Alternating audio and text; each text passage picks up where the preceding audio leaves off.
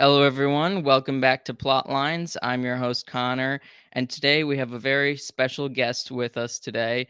We have Mr. Eric Sammons, who is Executive Director of Crisis Publications and the Editor-in-Chief of Crisis Magazine. You can also find him at Crisis Point Podcast, which you can find on YouTube as just Crisis Magazine. But Eric, welcome back to the show. This is the first time you're on solo on the podcast. You were on once to discuss the election on our election night special. But there was a lot of different guests, so I'm very happy to have you back just yourself. Yeah, I'm glad to finally be on by myself, although I feel like now I have to have myself on my own podcast since I always copy your guests. So I'm not quite sure how that'll work, but I guess I'll just, do another solo and say, this is me just copying Connor again. Well, you should do one where you interview yourself. You can cut There it we go. where and then somehow I'm not good with technology in that way, but I bet there's somebody out there that could basically cut it where it looks like you're on both sides. Yeah, it'd be like the pitch meeting on YouTube. I don't know if you ever saw those where he talks to himself. I should do something like that sometime. Though I don't think that many people will get it. Yeah, who knows? Unfortunately. But that would be funny if Laura Horn is listening. She should do something about that. Between something regarding you copying my guests. That's right. Or me copying yours. I think it switches back and forth, and then Anthony copies us as well. Yeah, I don't even want to talk about that guy. Yes, he's just there to harass you during your episodes. That's right. That's what happens when you do live episodes, Eric. That's right. Yeah, it is the problem. That's why I just need to ban him from all of everything crisis related. Yeah. Well, we're here to discuss the RFK Jr.'s running for president. It seems to be both a call to the past, even though it's a past I never knew, and I don't think it was a past you ever knew, with his uncle and his father running for president, and his uncle was the president, JFK, and both of them were assassinated, and all of them sort of represent sort of the Catholic political establishment in a lot of ways. So I felt that this is kind of a strange callback. What do you think about that? Yeah, it's interesting. I do remember his other uncle Teddy running in 1980 vaguely. I mean, that was the first election I kind of have a memory of. And of course, Teddy was a joke in so many ways.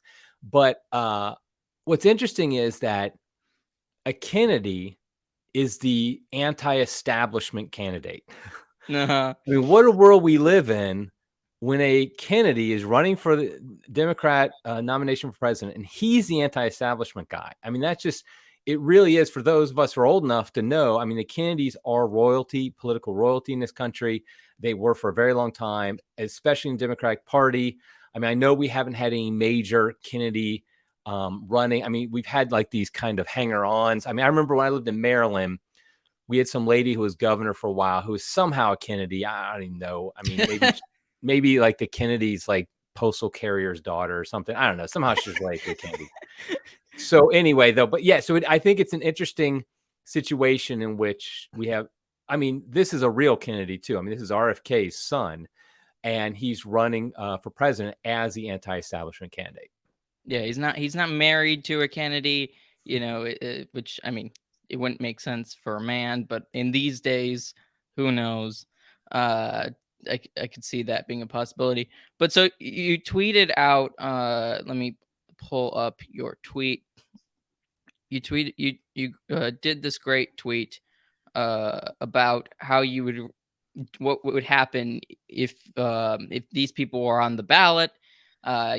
Definitely Taylor Marshall. I'm not surprised, Eric, that's not shocking.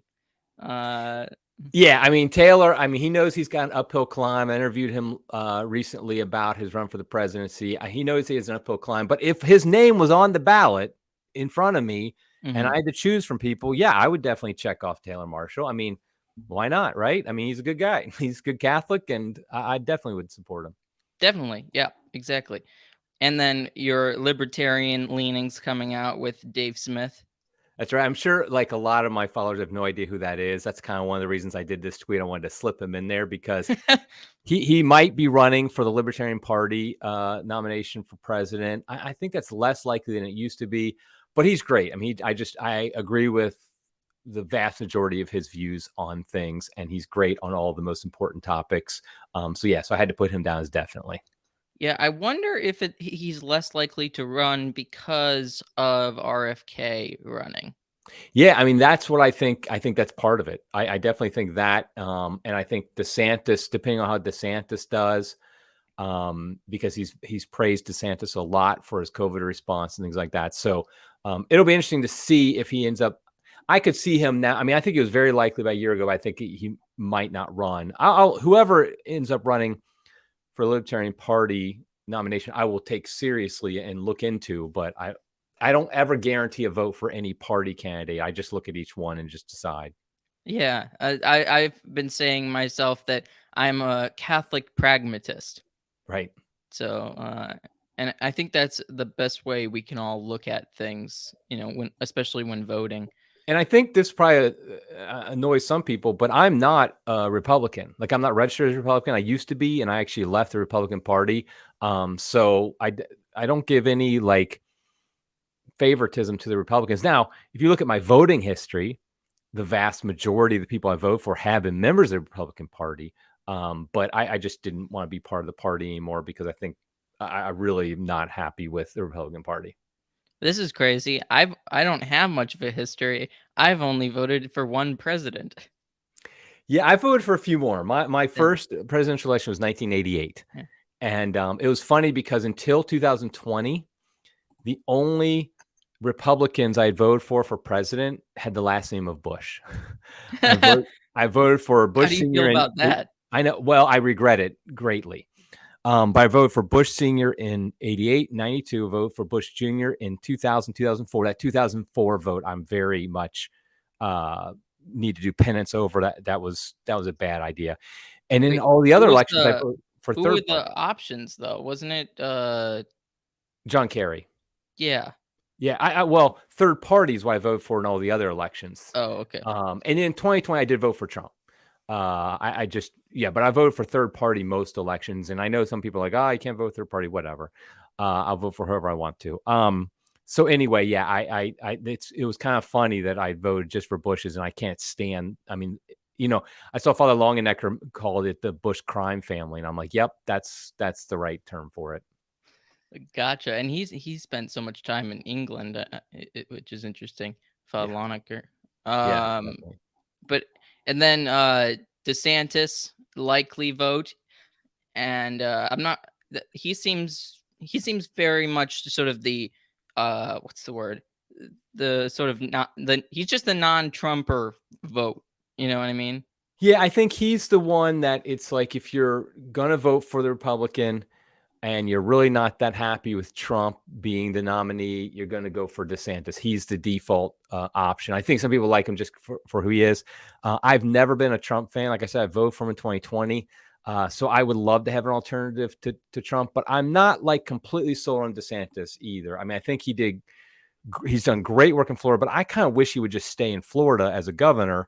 I don't necessarily think he'd be a great president because I've not been happy with kind of he hasn't really said much about the foreign policy or some other stuff. So, like I said, but I said I would likely vote for him. I'm not, we can be critical of every candidate, but I would likely vote for him if he was on the ballot.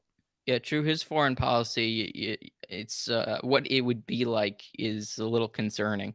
Right. Then might vote for Donald Trump and RFK Jr. Yeah, I don't want to say that those two I would never vote for. I was a never Trumper from 2016 to about 2018 or so, Okay. which obviously wasn't true because I didn't end up voting for him. So I try not to say never anymore. I would never vote for Joe Biden unless I don't know what would happen to make that happen. But yeah, definitely I lean against Trump. But I could see myself voting for him and RFK, which is what we're talking about, Mhm. definitely. I'm not like a huge cheerleader of his. At the same time, I could see situations in which I voted for him.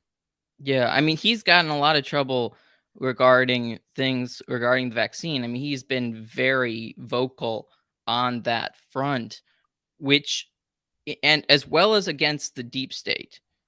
Those are the two things that are most surprising, but also in some ways, like, I guess most surprising for a Democrat, not Right. really surprising for his situation.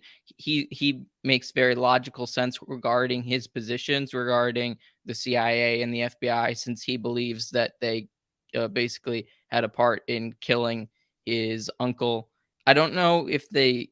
I don't know if he believes that they killed his father, but I wouldn't be surprised. And it's so interesting because that election, Bobby Kennedy running for president, when he was assassinated, he had just, I think, won the California That's right. primary, Mm-hmm. and it was basically meaning he was going to become the nominee. And then then the primaries didn't even matter that year because I think it was at the convention they picked some no name. Yeah, it's interesting because I think more and more evidence has come out that the CIA was involved in the assassination of JFK, and I think that it's clear that JFK and his brother, because his brother was RFK was high ranking in, I think, was he Secretary of State? Now I'm Attorney forgetting. General, I think. Attorney General. Okay, yeah, and so they very much were opposed to CIA. One of the things that isn't real well known about JFK is how much he was basically anti-war, what we call anti-war. He very much wanted to keep peace. And the deep state, even back then, the military-industrial complex did not like that. And so they were very much opposed to him. And so I think it's very plausible that he was assassinated. Like the CIA was involved in some level. Now, as far as RFK, I think was even more against the CIA than JFK was. And so, to my knowledge, I've never heard any evidence or anybody say that the CIA had any involvement in RFK's assassination in 1968. But boy, I mean, when there's some smoke there, I mean, that just seems kind of, because that would definitely not have worked. That would not have been good for CIA if RFK had won. And like you said, he was about to be a nominee. He probably would have won too, because Oh yeah. I mean, after his brother, I mean, he was Camelot at that point, the head of Camelot. And Nixon ended up winning, but like I think he would have trounced Nixon just like his brother did. So I really think that the CIA. So that being said, I mean, think about your family history. If or at least you have a very strong idea that the CIA assassinated your uncle, might have been involved, or at least very much opposed your own dad. And so, yeah, he's got the cred to be against the deep state because he's seen it for a very long time. And you mentioned what he's most known for, which is the anti-vax stuff. And of course, I would say, 4 years ago, I would have just immediately written him off as a kook. Mm-hmm. But the fact is that, after the COVID vaccine, there has been, I'm sorry, I'm going to get you canceled on YouTube here. But let's just We'll see say, what happens. there's some controversy over its safety. But what's interesting about RFK Jr. is, This might be on Rumble, just so you know. yeah, there we go. The thing about RFK Jr. though is he's not the anti-vax person people think he is. Like, there are people out there who think every single vaccine is dangerous, wrong, all that stuff. That's not him. He actually, I have a quote here because I didn't see this till recently. He said, "People who advocate for safer vaccines should not be marginalized or denounced as anti-vaccine. I am pro-vaccine.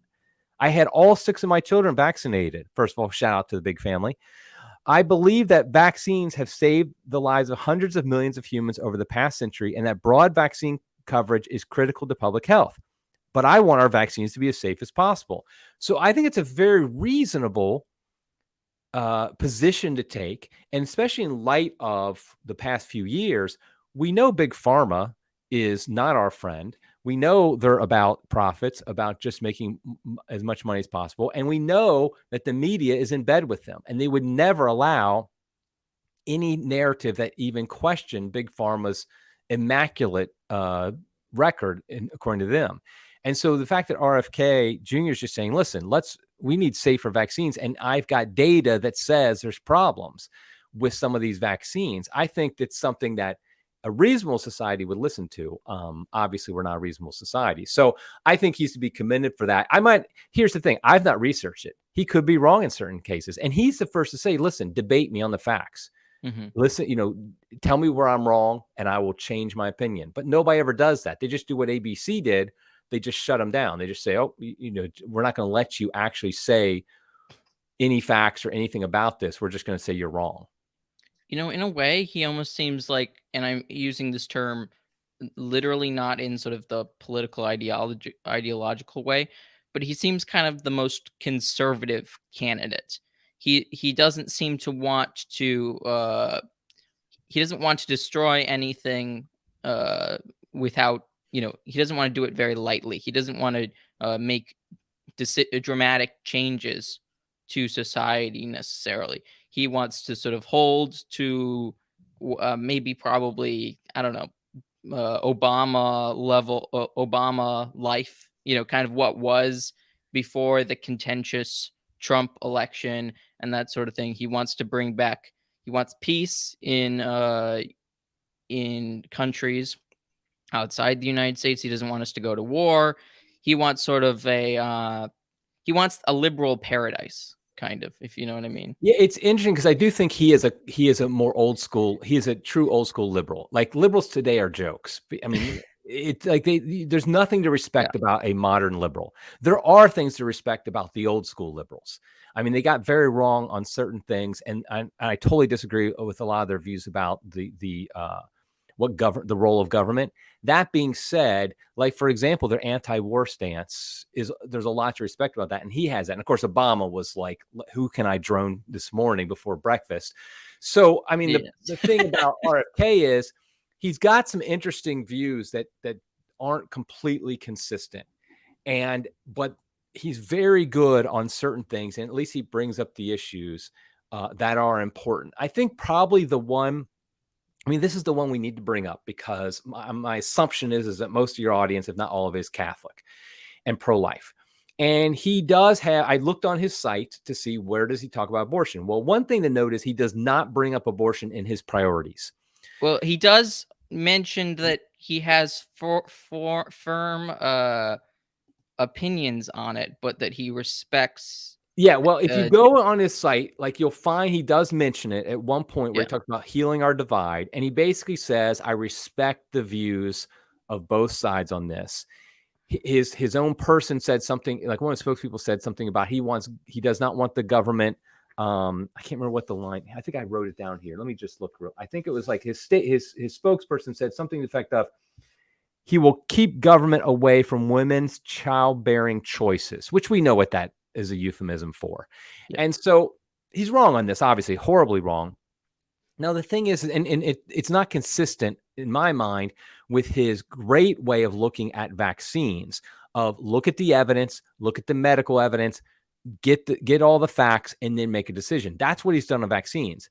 He doesn't seem to do that on abortion. And I think this is just a carryover to the fact that he was raised in the Democratic Party. He's always been part of the Democratic Party. They've been pro-abortion since the 1970s. I mean, interestingly they were, of course, like his dad and his uncle weren't pro-abortion because in the 60s, nobody was. But Teddy kind of led the family to the pro-abortion side in the 70s. He just went to what's convenient. I mean, that's the thing. Is it's very convenient for him with his lifestyle, Teddy, that is. Yeah. But it's odd because, Robert Kennedy Jr. is going against the grain on so much else. You'd think he'd be more willing to question. And here's the thing. Now, I know I'm not like a lot of pro-lifers. Now, I just want to note, I've been involved with the pro-life movement for over 30 years. I've been arrested in front of abortion clinics. I have prayed in front of tons of abortion clinics. Abortion is the number one issue in my mind when I'm voting. But I do not have the same view of others, which is if a candidate does not say he's against abortion, then I cannot vote for him. I had too many double negatives in there. But the point is that there's some people who are like, all that matters is what do they say? What are the magic words? Like if Hitler said, okay, I'm against You abortion. really are just trying to get me. Right. But the opponent did not, then they'd vote for Hitler. I mean, the point is like, I do think there's more factors here. Because, for example, will the Republican who claims to be against abortion, will he or she actually do anything? Or will he just give lip service? We've had too many Republicans who did jack squat. I mean, the Bushes are good examples. They did nothing to advance that. Mitt Romney, we know, would do nothing. And he would claim to be pro-life. I ain't voting for that guy because I don't think he's helping at all in the abortion issue. And he's terrible on like everything else. So with RFK, the fact that he's definitely says he's pro-abortion, he would say pro-choice, is a major factor why I would hesitate greatly to ever vote for him. However, I could see a scenario where if the Republican was some type of, let's say there's some weird scenario where the Republican is not DeSantis or Trump, and it's some weird, or Trump decides to go pro-board on us, because let's be honest. Well, Trump said he would only advocate for a 6-week ban, I think. Yeah, no, he Or said 6 6 weeks is too harsh. He thinks it shouldn't be as early as 6 weeks. So that's terrible.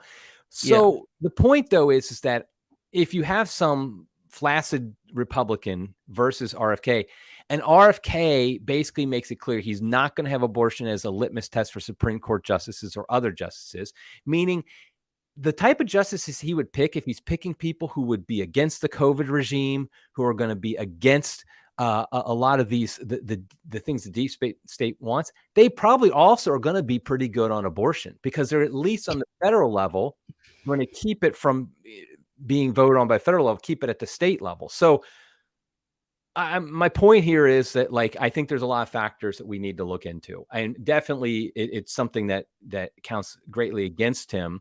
But at the same time, how important is it to him? Is he going to, like, every Democrat in my lifetime, that my voting lifetime, has made it clear that abortion is a litmus test for justices. Bill Clinton, Gore, Kerry, Hillary Clinton, Obama, Biden.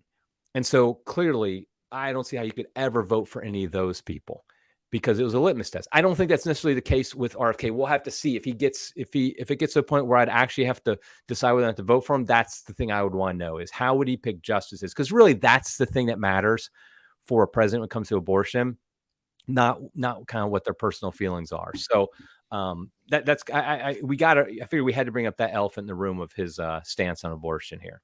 Yeah, no, I'm glad you brought that up.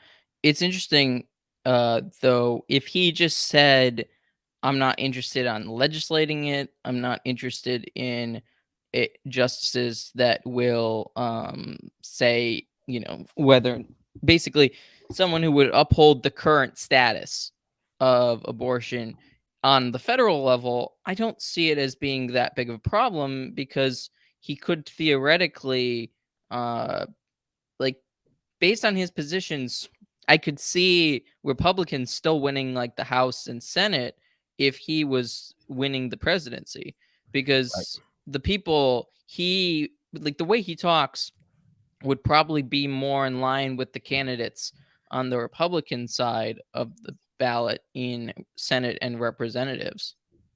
Yeah, well, except for the neocons. I mean, it depends on who you're talking about. But the point is that right now the current status is, on the federal level, abortion is not a factor unless they try to push it to make it a federal law. And so if he's not behind that, if he's just like, no, I'm just going to leave it in the states, frankly, okay, then practically speaking, that's the same as what Trump or DeSantis would do. I mean, ultimately, that's what matters in the presidency. If the president is like, I'm just going to leave it to the states, then that they're all the same then. I mean, Kennedy, DeSantis, Trump, whoever would be the same. So I don't think that that's necessarily a reason then not to vote for him just for that alone. There might be other reasons in that, and it depends on if he did start pushing more about, like, he's supportive of a federal law to make abortion, or to make abortion legal again, or a Roe type thing, then yeah, I would definitely be like, okay, he's completely disqualified at that point. Yeah, and RFK, in his they were polled people were polled in the Democratic Party what they thought of RFK, and basically it said like 27% somewhat support him and 25% strongly support him. What do you think about that poll? Yeah, I mean, first of all, I hate polls. I feel like there's too much, like too often, like early on, like if let's say I had a brain lobotomy and I decided to support Nikki Haley, and somebody's like, you can't support her, she's so low in the polls. I'm like, it's early. I mean, we're still a year out. I mean, almost a year out. Why can't I support the person I really want to support? Like early in the 2016, I was very supportive of Rand Paul. And people say, oh, well, he can't win or something like that. It's like, I don't care. I want to support I want at some point in this process to support a person I like. And I liked Rand Paul the best. So I supported him. And then when he wasn't, I don't even think he was on the ballot by the time it came to where I was in Florida. But the point is that that's the first thing is like, I really don't think polls are that. I don't live and die by them. That being said, the mainstream media, Democrat machine wants to make RFK a fringe candidate, but you simply can't do that to somebody named Robert F. Kennedy. I mean, it's just not possible in this country for him to be a fringe candidate because the name recognition alone gets him votes. And the fact is these polls do show a strong support for him because I really do think that the Democrats, they've gone so hard left, so insane. I mean, they're literally, they want people in drag dancing in front of children and doing things that I'm not going to say here. That's what they're supporting. And I do think there are normal people who have families have always been Democrats. They're Democrats who are decent people who have voted for Biden. They voted for Obama. They don't really think it out that, they're not like, abortion doesn't matter that much to them, but they're just normal people. And they are getting sick and tired of how extreme the Democrats have gotten. And all of a sudden RFK comes along and he's saying some things like, yeah, I don't want to have an endless war and, a proxy war with Russia and Ukraine. I do think that a lot of the COVID stuff was insane. I think, all this, and like, I do think that government is a problem and that his core message, of course, is that big government and big business have an unholy alliance to screw the little guy. That's something a classic Democrat should be like cheering for. And I think there's still enough Democrats members in the party who that resonates with. So if you have a Kennedy saying big government, big business are allying to screw the little guy, that resonates. Now, does he have a chance against Biden? I think no, just simply because I think the whole system is rigged. But I think I don't think there's any way. I mean, Hillary showed that. I mean, when Bernie Sanders actually showed some potential, it was quite easy for her to take him down. And so I think that my hope is that RFK really pulls well enough that he can't be ignored, that questions come up, that it makes the Democrats actually address and really show how evil they are, even to the average Democrat, because that's the goal here. That let the Democrats run on a platform of, yes, we do think a dude dressing up like a woman and dancing suggestively to your kid is the most important thing. That's what we want to run on. And we do think you should be locked down and we should control you if anybody gets the sniffles. And we do think we should be having a proxy war and maybe an all-out war with the greatest nuclear power in the world. So, I mean, let them run on that. And I think RFK exposes that very well. That's why I'm very excited about his run. Not necessarily that I'd vote for him, but just because he exposes the evil even better than I think Republicans do of the Democratic Party. Yeah, I mean, with Bernie, you basically had a socialist versus a neolib in Hillary Clinton. Well, whatever she was, I don't know. She's just a frightful character. But whatever the military-industrial complex, and the rest of the establishment was, I mean, that was what she was for. Well, she's for whatever she needs to be to have power. She's right. a power hungry warmonger, basically what she is. Yep. And then those two didn't. I mean, you have the sort of the radical, and then the power hungry. Those two don't really. There's not really a sane person among them. So with sort of Yeah, of course, Barry then I'm sorry, not Bernie then, folded like an easy chair when it came time to it. I mean, the guy has no principles whatsoever. He's no Ron Paul of the Democratic Party. I mean, that's for sure.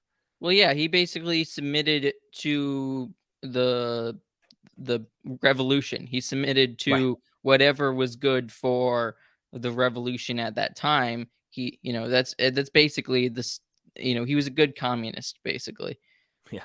And then you have, but with RFK, you have sort of somewhat of a classical liberal. I wouldn't really exactly say fully or anything like that, but he's definitely maybe 60s or 70s liberal.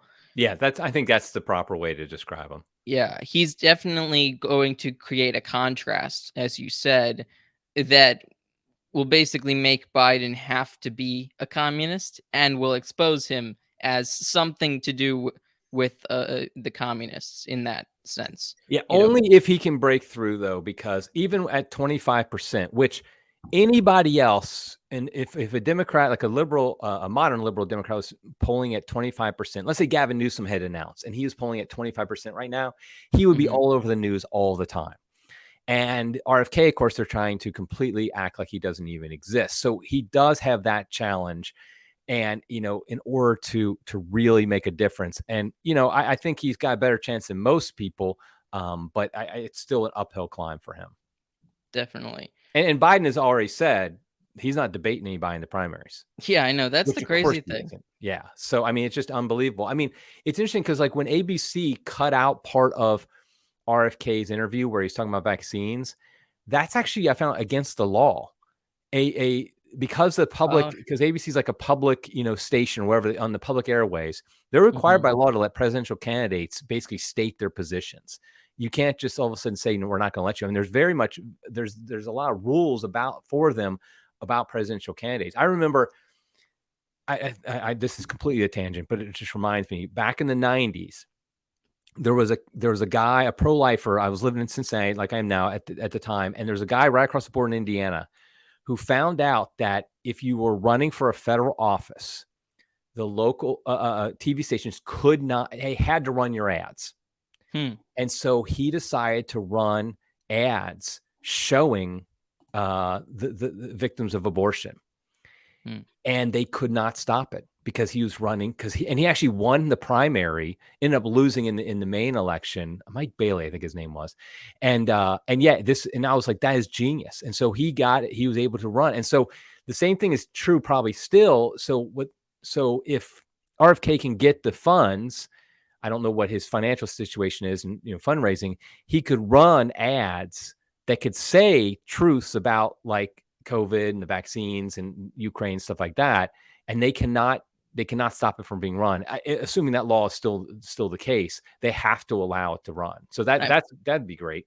I mean, if they were able to run Trump's ads, if they were willing to do that, I bet it's the same situation. Yeah, if they weren't willing to do it, they had to do it. Yeah, I don't think well, then again, it did make the media a lot more money. Right. With Trump running. I mean, that kept CNN alive, basically. Yeah, and they're on life support now. Yes, exactly. And then they had a debate with him.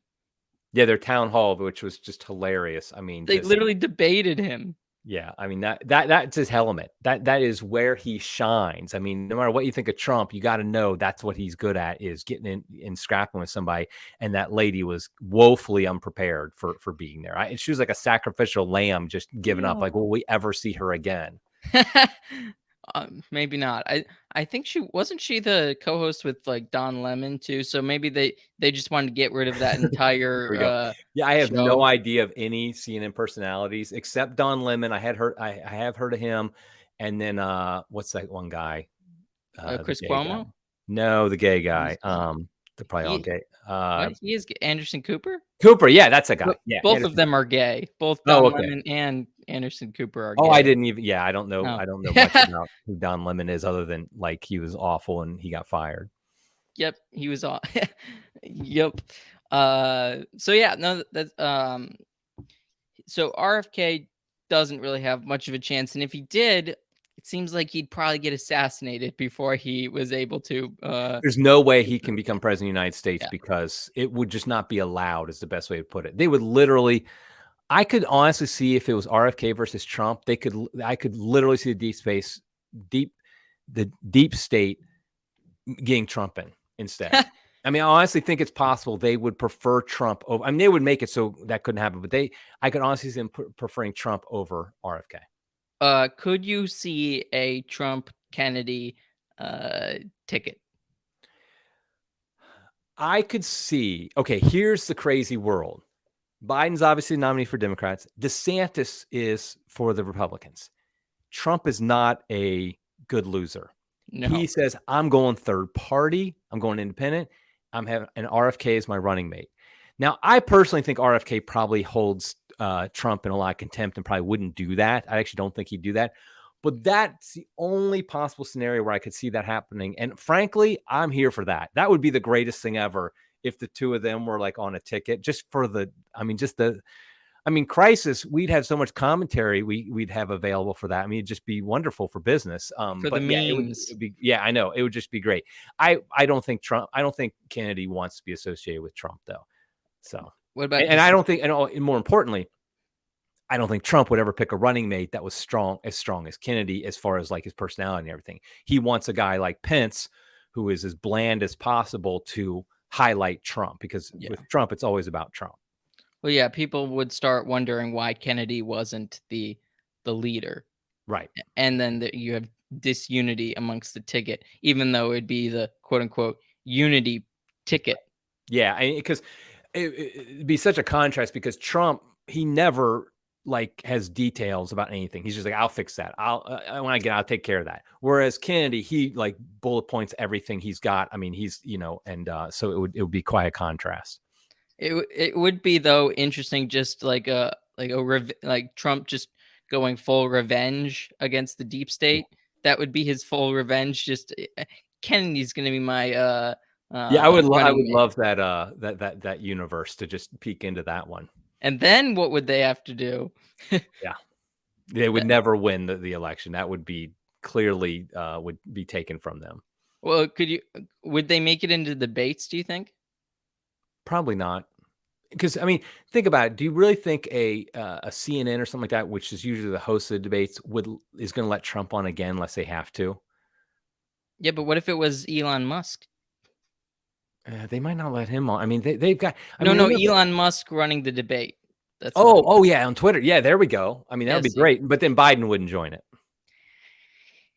Yeah. Well, what if? I mean, I guess you could. What if nobody else says? What if? What if DeSantis? What if Trump? Whoever's running says no? We're only going to do Twitter. Either it's Twitter or no debate, or Twitter.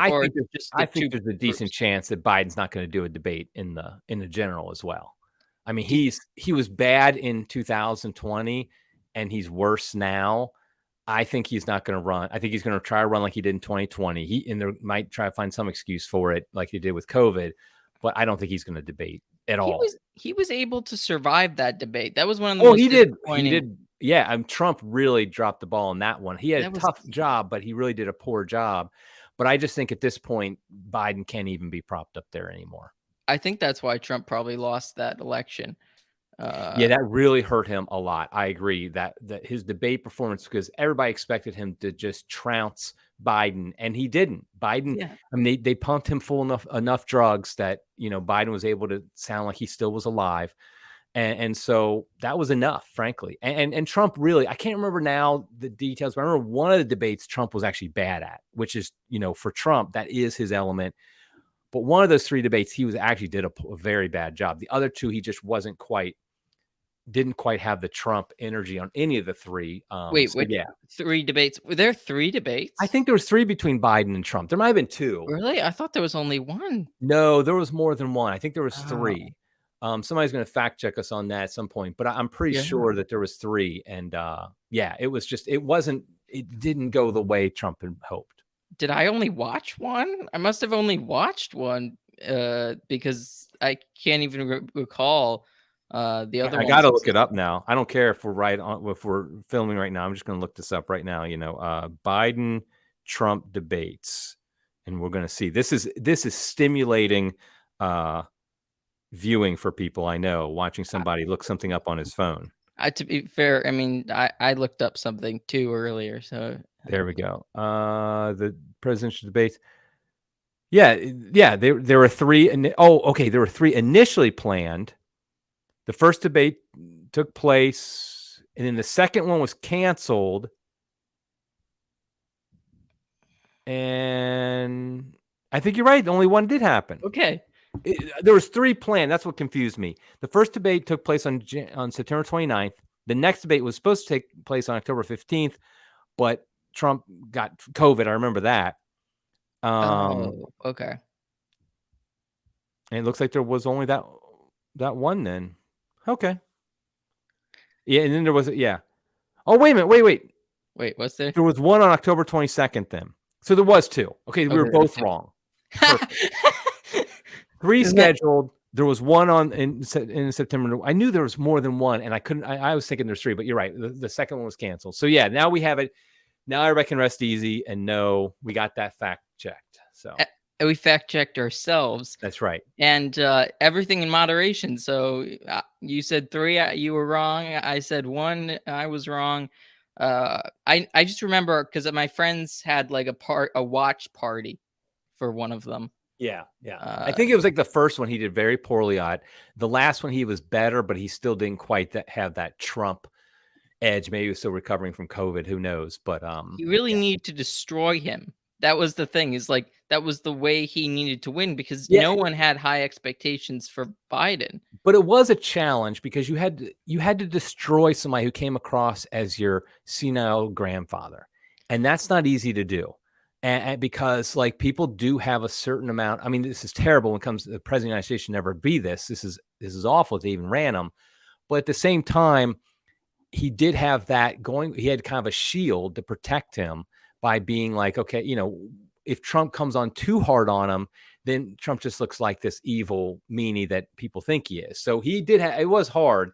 But again, I just think Biden by 2024, by the time they'd have the debates, I don't think he's going to debate anybody.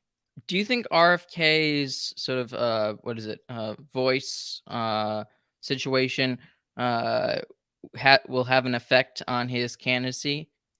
I don't, because first of all, I think he's gotten a lot better. His speaking now. When I saw an interview with him recently, and I understood every single word he said, and I didn't feel uncomfortable. Sometimes when somebody has a speech impediment, you feel uncomfortable listening to it. You're kind of like, you're really trying. I didn't feel like that with him. I just felt like, okay, obviously he's got this issue. I can't remember what it's called, and by the way, he thinks it's possible he got that from a vaccine he took. Which I didn't know that until recently. A flu vaccine they took years ago. He thinks it's possible that's where he got it from. Like a flu shot? Yeah. Okay. Yeah. But I don't think he said that like definitively. I think he just suspects it. But I don't think so, because I think there's a lot of ways today that if he was just a nobody polling at under 1% and he had a bland platform, yeah, the voice isn't going to help him any. But the fact is that he's a Kennedy. He's got a radical, platform agenda, and he's, polling well.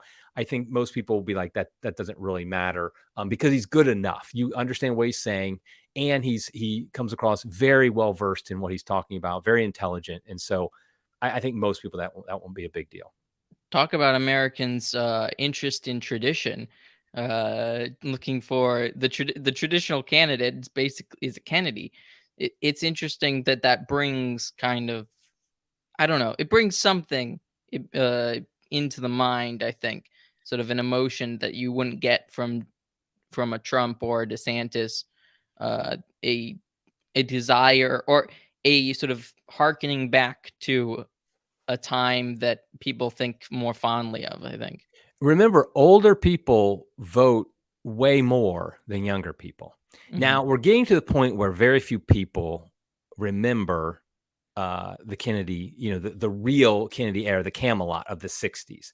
I mean, we still have people alive, obviously, who are alive during, I mean, everybody who seems to be running for president seems to have been, in their Remember 40s it. in the 1960s. But the point is like there is still a mystique to it. There still is something to that name. And I could definitely see your typical 70-year-old lifelong Democrat being like, I am tired of the way the Democratic Party is going. I'm pulling my ballot for RFK. So I think there is definitely something to that.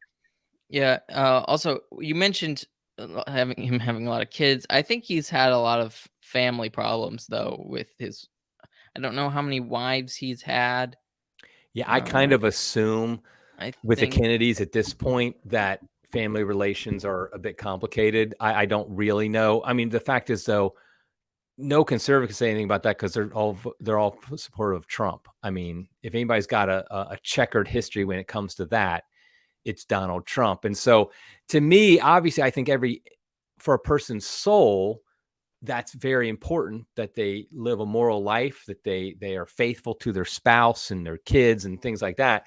But ultimately, at this point, when it comes to running for president, none of these guys are angels. I mean, they're all like got things in their background. I don't know about DeSantis. I shouldn't. And I don't Biden, I think, has been. I think Biden. That's his second wife. I want to check. second wife, Yeah, I mean, they've been married for a very long time. but I don't think it was divorce. I feel like though something I Let think me we check. published something at Crisis about this. I think his marriage to Joe Biden is actually, I don't think, recognized in the Catholic Church. I don't think he got married in the Catholic Church with his second. Well, And he so probably for doesn't that reason alone, he care. shouldn't be receiving communion.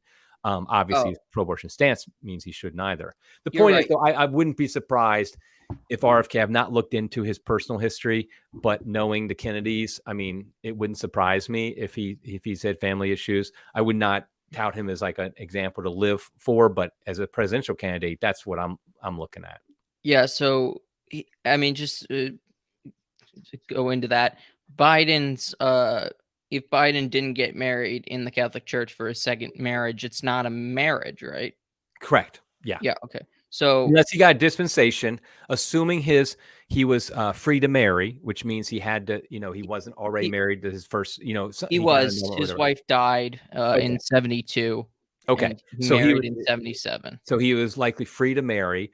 But if he gets married outside the Catholic Church, unless you get a dispensation from uh, the bishop, you're not allowed to. That means it's an invalid marriage. And I believe I remember somebody looked into this, and the diocese in question said we have no record of getting a dispensation for him. So it's likely his marriage, his current marriage, is actually not a valid marriage. But And then there is a possibility that it is, based upon the fact we don't have all the information we need. sure, yeah. He did so with RFK, his first wife, he divorced in 94. Okay. His second wife died in 2012.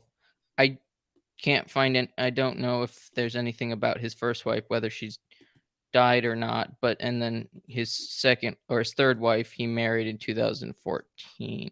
Yeah, so we don't know if he got an annulment from that first marriage or not. Well, or his first wife could She's be dead. passed away, right? Exactly. So Yeah, and unfortunately there's no Wikipedia page on that, and since I'm going off of Wikipedia, who knows? it didn't uh, happen if it's not on Wikipedia. exactly. So she could be alive. She could be maybe Right. So his marriage is like Biden's is up for question whether or not it's a valid marriage or not. yeah, and then we know Trump's sketched past. I could see though a Kennedy getting an annulment. Like I could see it being and having no problem getting one, unfortunately, because he's a Kennedy. I'm not saying he took advantage of that or not, but I'm just saying it wouldn't surprise me if he had gotten an annulment from his first wife Yeah, before the second marriage. I mean, and it says, let me see. This is what Wikipedia has about his religious apparently in 2005, apparently he was going to daily mass. Yes, I've heard that. Yeah, I don't know if that's still true, but I heard the same thing. Let's see. He And criticized. typically, I kind of feel like that's a jump because, like, Biden goes to mass basically every Sunday, and we know what that has done for him. Absolutely nothing. But Sure. going to daily mass, I feel like it's much rarer to find somebody who goes to daily mass who doesn't really care about like the marriage law, stuff like that. At the same time, it's very hard to find somebody who goes to daily mass who is pro-abortion. So he's already kind of problematic in that area. So who knows? I mean, at the state of the Catholic Church in America today, you can find anybody. I remember meeting a Latin mass attendee who was like completely pro-democrat and didn't think abortion was that big of a deal issue and stuff like that. So they're everywhere. Yeah, I mean, they might be maybe they're associated with the sort of the Catholic workers movement or whatever, Right, and possibly. that my understanding is that's been co-opted uh, Yeah. in recent years. So it also says that he criticized the John Kerry for being withheld communion. So he criticized the church for Back withholding in communion. 2004. Yeah. Yeah, and then in 2008, he said that he apparently likes John the 23rd, and that the church should be an instrument of justice and kindness around the world. Yeah, I think with RFK, I think we have to be careful about looking at his past statements because at one point he basically said something to the effect of we need to jail anybody who like is against fighting climate change or something like that. And that got to be a big Yeah, in the news. But the fact is he doesn't think that anymore. I think that he's had an evolution in his thoughts. So I assume he's a social justice Catholic. He's a Kennedy. He's a Democrat. Of course he is. At the same time, like if I hear he said something back in 2005, I'm going to take it with a big grain of salt and see, okay, what's he saying now? Because I do think it's, I mean, the same thing was true of Trump. I mean, look at Trump. He was a New York limousine liberal Democrat for years. So I do think it's possible that Kennedy's views on certain things have evolved over time in a better way, potentially. So I wouldn't, I don't take too much credence in some of the older stuff. well, I do think his environmental stuff is still Yes. alive and well. Yes, it is definitely. And that's a big problem. Although he did, I mean, here's another one. He recently said that he feels like the environmental movement has been co-opted and used as a means to control people like COVID. I mean, that's exactly what we're saying. I mean, it's like, so even though he clearly is environmental issues very important to him, which usually is a red flag, meaning you just want the government to tell us what to do. He literally said he thinks that the climate change movement has been taken over and it's just about control. So even on the environmental stuff, I'm like, okay, I'm behind you because you clearly, if you want to encourage people to recycle, fine. It's when you start saying the government's telling you what to do, that's when I start being a little more suspicious. And he's like, no, I don't want that to happen. So that's actually a great example of his evolution. Yeah, I mean, it seems like he's someone who's a lot more open, which gives a good amount of hope. I think we should be praying for him. Hopefully, he'll come around fully, and it'd be fun to have a Kennedy we can be proud of. That'd be kind of something interesting. Yeah.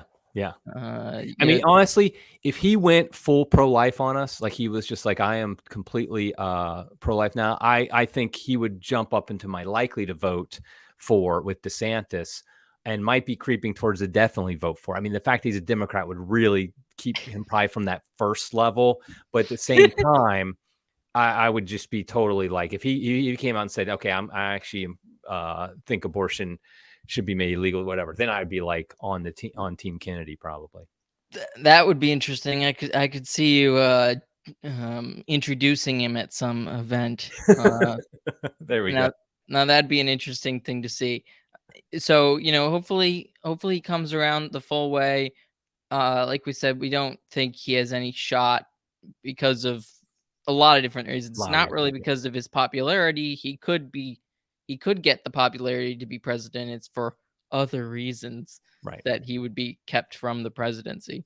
I mean, my takeaway from all this is simply that I think that Catholics like us should support Kennedy's run. Is not that we would vote for him in November of 2024, but that by running, he is helping bring some issues to light that are important to bring to light, that are good to bring to light, and he's also disrupting the Democratic Party, which is always a good thing. So that's why I kind of feel like we should support him in the sense of like it's a good thing that he's running, and we should get his message out on a lot of stuff out there and encourage people to look into it. And in the end, if he actually was on the ballot in November, that's a different question. Depends on who he's running against, stuff like that. But at least in the primaries, go RFK Jr., I say. Yeah. Did you listen to DeSantis's announcement? No, I did not yet. Okay. I heard it was kind of weak sauce. I mean, I heard it wasn't that impressive from people that did watch it that I respect. Um, I mean, I feel like DeSantis needs to realize he's up against Trump. Trump plays by his Trump rules, which is complete and utter destruction of anybody who stands in his way. DeSantis can't play the high road with him. He's got to go. I haven't seen him really go after Trump in the sense of like what he needs to do is, if he wants to be successful, in my opinion, he needs to hammer Trump where he's weak. And where is he weakest? The first thing is obviously the COVID stuff. That's where he is weakest with the base. In fact, I know a lot of people who were very pro-Trump who have moved over towards looking at DeSantis simply because of the fact Trump was so terrible on COVID. I mean, he was terrible. I can't stand it when Trump sycophants try to act like, oh, he couldn't do it. No, he was terrible on it. Second, he was terrible on draining the swamp. And people say, well, he couldn't do it. Well, the whole point is he said he could do it. And he didn't do it. And I think if DeSantis really hammered those home, I think that's where he's going to get a lot of attraction, because DeSantis, when it comes to and the woke agenda stuff, because Trump is with the transgender stuff. I mean, he's not really that opposed to it. He won't say anything against the gay rights, the LGBT alphabet mafia. And so it's like, that's where I think DeSantis really has to hammer him. And so far, he's just been like saying, look at all the great stuff I've done in Florida. He's running like a typical candidate. Well, Trump will eat you alive if you do that. You've got to get down in the mud pit with him, and you might lose doing that, but you're not going to win trying to stay clean. He just picks people like that off immediately. Mm-hmm. So, I mean, it's kind of wasn't that great of a start from what I heard, but I haven't watched it myself, but it sounded like he wasn't that strong, really come out fighting. Yeah, I mean, it was fine. It wasn't very interesting. It was more interesting that he was on with Elon Musk, but Elon Right. didn't do a lot of talking, which was kind of unfortunate. I don't know if that was planned. The big thing was it should have been there was this other guy interviewing basically DeSantis, and I thought that if Elon had been doing it, it would have been way more interesting. Right. I didn't And realize that. I didn't realize there was a third guy there. yeah, Okay. though Thomas Massey had a great question and great He's great. moment. Though it was basically everyone else that talked other than the three people that the host, Elon and DeSantis. The first thing they did was grovel before Elon. That's funny. It was kind of embarrassing. It was like all these grown adults are basically bowing down to Elon Musk and being like, "I have a Tesla too." It Oh was my just gosh. it was so bad in that case. It was That's just like, cringe. why are you doing this? Like, first of all, Elon's barely part of this at this point. He's he says a few things in it. This other guy is more seems more in control of that type of thing. And really, you're here to talk to DeSantis. You're not here to grovel Right. before Musk. Yeah. It- That's it- kind of it- embarrassing. yeah, it was just that was probably the worst part of it, in my opinion. People are focused on how like you couldn't see DeSantis and the technological problems, and I'm like, well, you can't really fault him for that. And Right. yeah, maybe they should have done something visual. That probably should have been a part of it. You should have been able to listen on Twitter and watch somewhere else. Right. But I don't know. Anyways, that's all on DeSantis. But I look forward to hearing your thoughts on Twitter regarding it once you listen to it.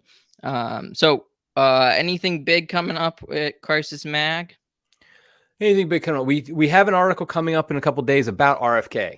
We had somebody write something up to kind of give an outline of his views and why Catholics should at least look into his campaign and consider it. We bring up, of course, the abortion issue as well.